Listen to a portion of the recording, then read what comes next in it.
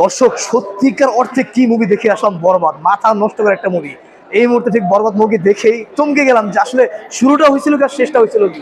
আপনি যদি না দেখেন বিশ্বাসই করতে পারবেন না যে এত সুন্দর মুভি বাংলাদেশের মধ্যে, পৃথিবীর মধ্যে আপনি হলিউড বলিউড আপনি যে মুভি বলেন, হিন্দি বলেন তামিল বলেন, মানে এই মুভিটা কোনো মুভিকে সব মুভিকে ছাড়িয়ে যাচ্ছে। এত দারুণ একটা মুভি, আমার মনে হচ্ছে যে আবারও দেখতে মুভিটা। আপনারা যে এখনো যারা এখনো দেখেননি অবশ্যই আসবেন ব্লকবাস্টারে অথবা আপনি সিনেপ্লেক্সে যেখানে যান। কিন্তু বরবাদ আসলে একটা সত্যিকারের দারুণ একটা মুভি। দেখেন কি পরিমাণে দর্শকের ভিড় এখানে, যে প্রচুর সকাল থেকে একটা শো, বিকেলে একটা শো, রাতে একটা শো, মানে কয়েকটা শো, এক একটা শো মনে করেন প্রচুর মানুষ। আর যারা এখনো দেখেন দেখুন দেখুন কত পরিমাণে দর্শক।